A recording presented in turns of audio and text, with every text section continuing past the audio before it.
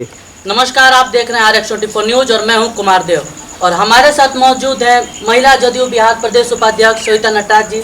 सबसे पहले तो मैम आपका बहुत धन्यवाद, आपने हमें समय दिया।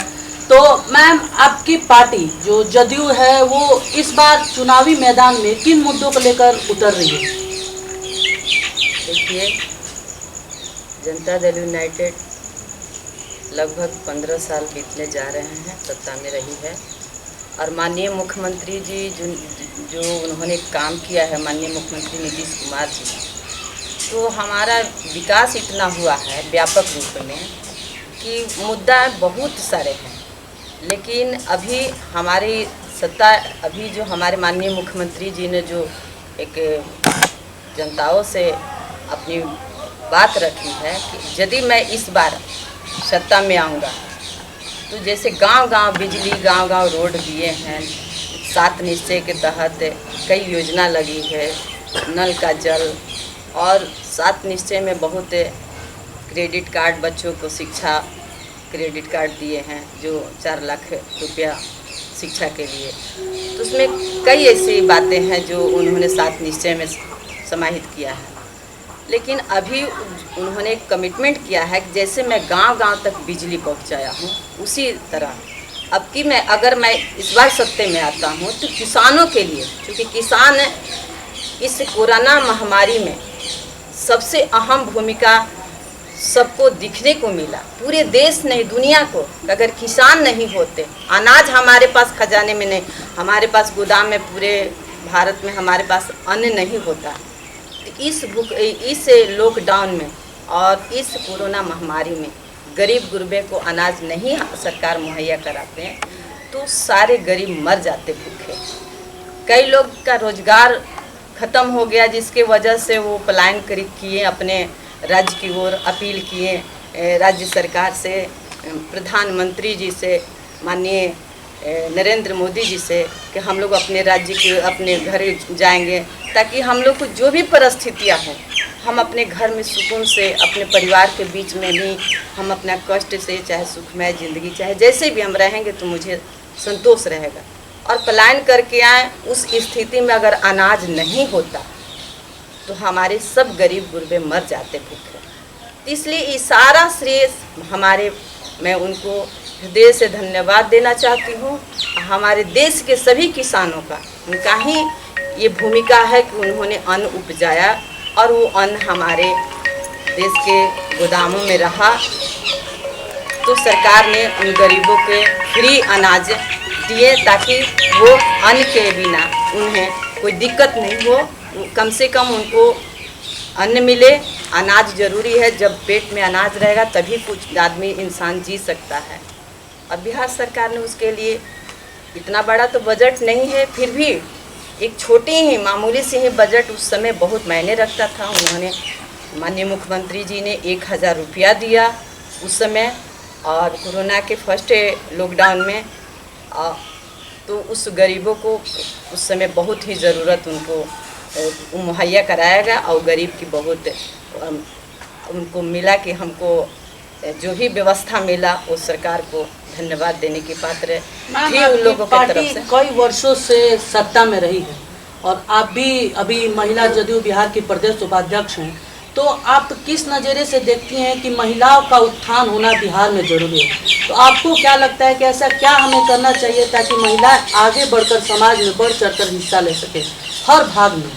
देखिए, माननीय मुख्यमंत्री नीतीश कुमार जी को तो मैं सबसे पहले हृदय से धन्यवाद देना चाहती हूँ, और इसलिए देना चाहती हूँ, उन्होंने पंचायती राज व्यवस्था 50% आरक्षण जो दिया महिलाओं को, और वह में एकल पद पर आरक्षण दिया। तो मैं 2006 में सासाराम ब्लॉक प्रमुख बनी, 2011 तक। तो मेरा कहने का मतलब कि मैं जिस बिरादरी से आती हूँ, ये लोकतंत्र से कोसों दूर थे, और हमारे तरह नट, मुसहर, डोम, भुइयाँ, रजवार, रविदास, रजक, पासी, जितनी भी छोटी छोटी जातियाँ, अनोखी जातियाँ हैं, सभी को एक अवसर मिला, सम्मान मिला। और उसमें सबसे ज़्यादा महिला, 50% महिला वार्ड सदस्य, जिला परिषद, पंचायत समिति, जिला परिषद अध्यक्ष, प्रमुख, सब ऐसे पदों पर सम्मानित होकर बिहार के अंदर आई और सबको सम्मान मिला। सभी लोकतंत्र के मुख्य धारा से जुड़ी और उन्होंने इस समाज को कैसे देखा जाता है, कैसे संचालन किया जाता है, लोकतंत्र क्या है, सत्ता क्या है, राजनीति क्या है, ये सब देखने को मिला। उसमें से मैं भी एक घरेलू महिला हूँ। तो यह सब ये महिला सशक्तिकरण का सबसे पहला उदाहरण है। दूसरी उदाहरण उन्होंने आजीविका के माध्यम से पूरे बिहार में करीब 10 लाख से ऊपर, मैं एग्जैक्ट आपको आंकड़ा नहीं बता सकती हूँ क्योंकि मैंने इसके लिए पहले से प्रिपेयर्ड नहीं हुई थी, लेकिन 10 लाख 11 लाख से ऊपर आजीविका के माध्यम से गांव-गांव में जो घरेलू एकदम शुद्ध घरेलू महिला गरीब गुरबा वो स्वयं सहायता समूह के तहत टीम बना कर सभी जुड़ी हैं और वो बकरी पालन हो, किसानी हो या मछली पशु मुर्गी पालन हो, कई ऐसी चीज़ों के गाय पालन हो, सभी मैंने अपना चाहे वो टेडी बियर बनाए या सिलाई करें या कढ़ाई करें या कुछ भी करें, इस तरह से उनको ट्रेंड करके और उन्होंने हुनरमंद किया कि घर में अपना घर चलाते हुए भी उनको 500, 1000, 2000 अपने काम छोटी मोटी जो ज़रूरतें हैं वो अपने आप से वो कमा ले अपने घर में और अपने पति, भाई, ससुर से कहना ना पड़े। तो यह भी एक सशक्तिकरण का यह भी एक उदाहरण है।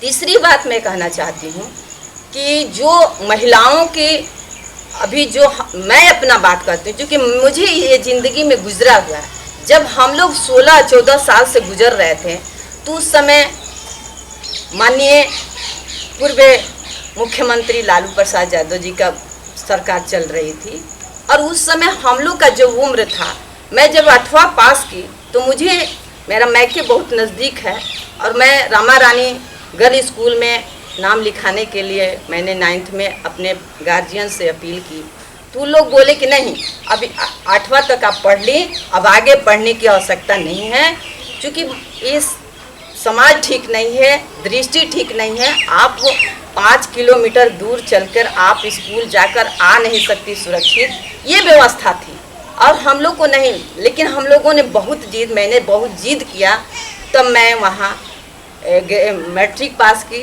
और वह महिला कॉलेज से मैं इंटर पास की और इंटर पास के ग्रेजुएशन में मैंने एडमिशन लिया।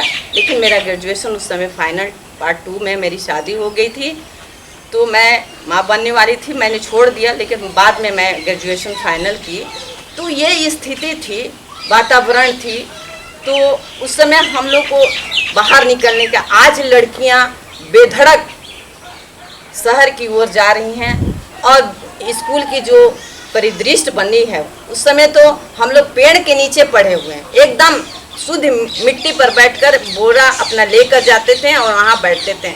आज सभी विद्यालय चकचक दूर से ही नज़र आ जाते हैं गांव में कि ये विद्यालय है।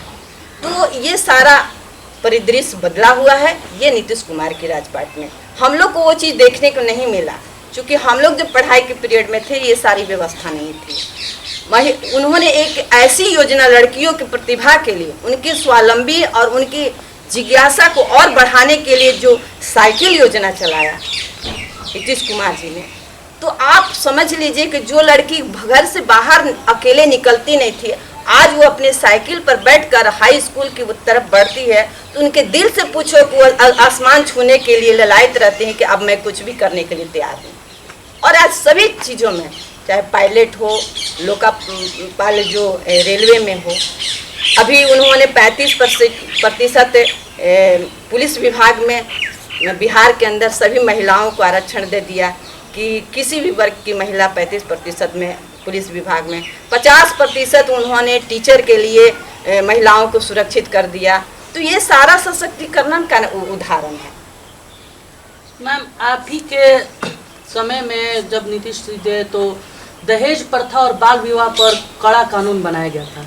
अभी भी बिहार के कई ऐसे ज़िले हैं और कई ऐसे गांव हैं जहां पर दहेज प्रथा और बाल विवाह उसी तरह से चल रहा है। तो आप किस दृष्टि से देखते हैं कि इसे कैसे आखिर लड़कियां जो उभर कर और बच सकती हैं और इसे कैसे रोका जा सकता है? आपको क्या लगता है इसे कैसे रोका जा सकता है? देखिए, पहले की अपेक्षा में तो आज लड़कियां स्वावलंबी हो गई हैं, शिक्षित भी हो गई हैं।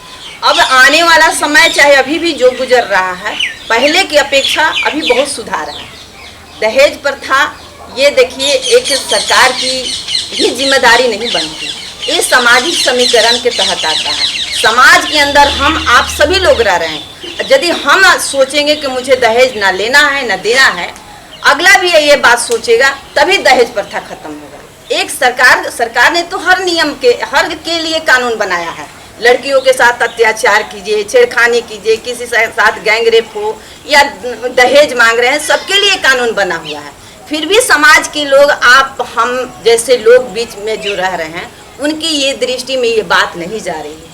वो हमेशा जब उनकी बारी आती है तो वो मुँह खोल देते हैं कि मुझे दहेज चाहिए। चाहे कोई भी बहू आए, बहू और बेटी में कोई अंतर नहीं होना चाहिए, चाहे हम हो या कोई। किसी को जब हमारी बहू आएगी, हम अपने बेटी और बहू में नहीं अंतर समझेंगे, तभी जाके परिवर्तन होगा। ये हमारी जिम्मेदारी बनती है, समाज की जिम्मेदारी बनती है, ना कि सरकार की। और धीरे धीरे केस यदि बढ़ रहे हैं तो इसमें जागरूकता आई है। जागरूकता यह आई है कि हर लोग यह कानून के बारे में जान गया, पढ़ा लिखा हो गया, शिक्षित हो गया, जिसके वजह से आप थोड़ा सा भी हमारे साथ अनुचित व्यवहार करते हैं तो मैं तुरंत कानून के दायरे में जाऊंगी और अपना हम मामला दर्ज कराएंगे कि आपने हमारे ससुराल वाले लोगों ने या किसी व्यक्ति ने हमारे साथ छेड़खानी किया या किसी व्यक्ति ने हमारे साथ अनुचित व्यवहार किया या हमारे ससुराल के लोगों ने हमारे साथ अत्याचार कर रहे हैं, दहेज मांग रहे हैं, तो वो लड़कियां जा रही, इसलिए आपके यहाँ मामला बढ़ रहा है। पहले बहुत दबाव था, समाज के अंदर इतनी दबाव थी कि महिला बाहर निकलती ही नहीं थी। तो महिला बाहर जब निकलेंगी नहीं तो इसलिए उनका केस वहाँ पर जाता नहीं था।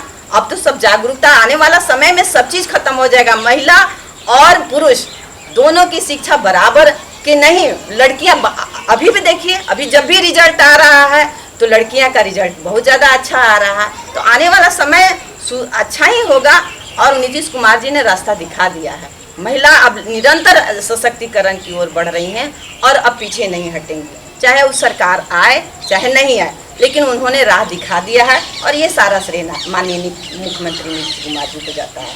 धन्यवाद। अभी आप सुन रहे थे महिला जदयू बिहार प्रदेश उपाध्यक्ष सविता नटराज जी को। कैमरामैन बसंत कुमार